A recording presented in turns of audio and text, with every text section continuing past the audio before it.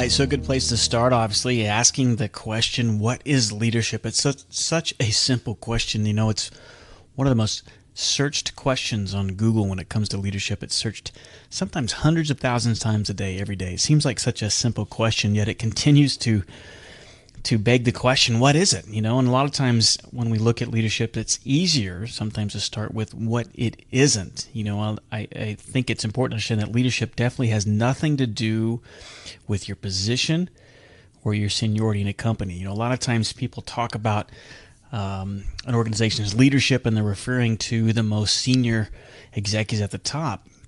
But remember, leadership doesn't always happen when you reach a certain pay grade. It happens all throughout the organization. And in fact, most leadership happens at the middle and below. It also has nothing to do with titles. And just because you have that title doesn't automatically make you a leader. We learn that a lot in the Marine Corps. You know, position and title is only going to carry you so far, but it doesn't have anything to do with your titles. You know, the title does not make you a leader. It has nothing to do with your personal attributes either. You know, I talked about so many times in my early phases of leadership, I was so wrapped around the word or the thought of charisma, thinking it had to be my personal attributes. I had to be tall, a booming voice, a square jaw. It's not those. It's not this take charge, charismatic, larger than life figure that makes you a leader. Or like I said, it's all about learning how to be calm, confident, consistent, and courageous. That's going to help you develop your own natural charisma. It isn't management either. Leadership is not management. There's another lesson in here that talks about the difference between leadership and management, but just know that it isn't management. Sometimes we use it synonymously, but it's exactly different. They're not synonymous. You know, if you manage things, you manage processes. You know, you need to plan, measure, coordinate, hire, fire. Those are manager things. They're managing things. Leaders lead people, right? You know, sometimes it's fun to look at some of the best quotes on leadership and what people think about them. And there's some well-known leadership gurus. Warren Bennis, leadership is the capacity to translate vision into reality. Napoleon said, a leader is a dealer in hope. Peter Drucker says, a leadership is lifting a person's vision to high heights, the raising of a person's performance to a higher standard, the building of a personality beyond its normal limitations. And then, of course, John Maxwell, leadership is influence, nothing more, nothing less. So again, it still begs the question, what is leadership? You know, it certainly encompasses far more than what most of us thinks. It certainly starts with leadership of yourself, leadership of others, leadership of leaders, business level leadership, enterprise level leadership, on and on and on. But if you had me in an elevator and I had 3 floors to give you my definition of leadership, it would simply be this. Leadership is the facilitation of a process of tapping into unlimited human potential and turning it into desired results. So in tapping into unlimited human potential and turning it into desired results, all through people. You see, we're all given and born with these God-given talents, right? But that isn't enough. You know, talent does not equal results. It doesn't. I'll say that again. Talent doesn't equal results. We put a huge emphasis on talent in this society. If talent equaled results, then all successful people would be talented. And they're not. If talent equaled results, then all unsuccessful people would be untalented, and that's not true either. We know this from our own personal observations, don't we? How many of you know wickedly talented people who just don't seem to get the results they deserve? On the flip side, how many people do you know, successful people that you know, seem to lack some talent? Again, they're everywhere, aren't they? Look, talent will help. You have to be good at something, right? If you were put on this earth to do something, if you wanted to be a pilot, you have to be a good pilot. If you want to be a good professional athlete, you have to be good at the sport. Talent is a given, but that's never enough on its own. Something else is needed to drive sustainable results. And that catalyst that's necessary to crystallize this unlimited human potential into results is leadership. You know, one of my favorite books when I was going through the certification process with John Maxwell is Talent is Never Enough.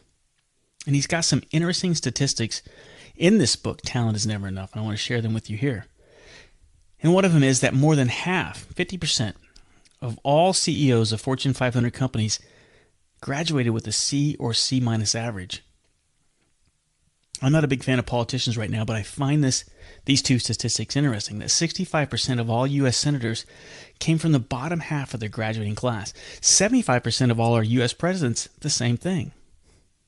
And my favorite statistic here is more than half of all millionaire entrepreneurs never even finished college, if they even started at all. So the point is, we should re-examine some of our beliefs around why people are successful. Talent is a given, but we must earn success. Because here's the reality about leadership and success. How well you lead determines how successful you are. It's as simple as that. How well you lead determines how successful you are in every aspect of your life. Look at it this way. If your right hand, say that's your leadership ability, your leadership lid. This comes straight from John Maxwell. And that hand, your other hand, your left hand, say that represents, make it a fist, that represents your organization, your team, your family, whatever it is you're leading. Well, the results of that left hand will never rise above the right hand, the leadership lid. In other words, whatever your leadership skills and ability are at this particular moment, that literally is the lid of your leadership potential. You know, put it in the context this way: your ability to cast a vision, to build a team, to get the right people on the bus, to get the wrong people off the bus, get the right people in the right seats on the bus, to get the bus going in the right direction. All of that is going to be capped by your leadership ability. It cannot rise higher than your leadership ability. We see examples of this all the time. You know, everywhere. You know, how one's leadership ability limits the potential of the organization they're trying to lead, or whatever they're trying to lead. I mean, this problem of neglect of leadership is everywhere. You know, look how most people get assigned leadership positions. I'm sure you've seen this in your own experience. People usually are not selected because of their leadership ability. It sounds crazy, right? But it's true. Most people are chosen for their leadership position because they were successful in some certain technical ability in their previous position. So, for example, the best accountant becomes a team leader of the accounting team. And that seems to make perfect sense. I mean, on the surface, why wouldn't we? I mean, Billy the bean counter counts beans better than anybody else. We want everybody else to count beans like Billy. So Billy's paid his dues. He counts beans well. Let's make him the leader of all the bean counters. Makes perfect sense. Until you realize that the skill set to be the best accountant is completely different and totally different than being the accounting team leader. Two completely different skill sets. Then it's easy to see what happens, right? You lose a great technician, a great accountant, and you gain a bad leader. Everyone starts scratching their heads. They're going, what happened? The company's confused. The team is upset. And Billy's upset. Wondering, how did this rising star fizzle out? It's because Billy's leadership lid was low. His abilities were low at the time. The team could be the most talented group of people, but those achievements will never rise above the leadership lid of the leader. So say you're an average leader. Say you're a 5. Your leadership lid is a 5. Your business, your organization, your team, your family is going to be a 4 or 3. At best, it will be a 5, but more realistically, it'll be a 4 or 3. The potential is there to go higher, but the leadership ability caps the potential. But please don't misunderstand me when I say that the potential is capped. I don't believe potential is limited. I subscribe to Maslow's theory that we all have unlimited potential. At least all the potential that we could ever use or need. But our leadership lid caps this unlimited potential. Therefore, we need to focus on raising the lid to let more potential flow through. It's kind of like two table lamps plugged into the same unlimited power source. They're both plugged into the same potential. They are plugged into more potential than they'll ever need. And one lamp is going to be brighter than the other one. It's not because there's, the potential is different. No, they're tapped into the same potential. The reason why one becomes brighter than the other is because one allows more potential to flow through. The brighter bulb, the 60-watt bulb, allows more of that unlimited potential to flow through than the 40-watt bulb, therefore producing brighter results. Your leadership lid works exactly the same way. So how do you raise your lid? That's the secret, right? That's what it is about leadership. It certainly begins with intentionality. And by you joining this course, joining this masterminds, you are recognizing the importance of leadership, understanding that leadership is teachable, it's a learnable skill, and understanding that it's a lifelong process that develops day by day by day, not in a single day, every day. And understanding that this is a process like any other process, you've got to grow. And to grow, you've got to get in the growth zone. And guess what? The growth zone is not in the comfort zone. It's intentionality. It's a contract with yourself. It's an inside thing. You know, the good news is you don't have to go anywhere to grow. And I find great comfort in this, really. It's that the perfect curriculum for your personal growth are the circumstances you find yourselves in right now.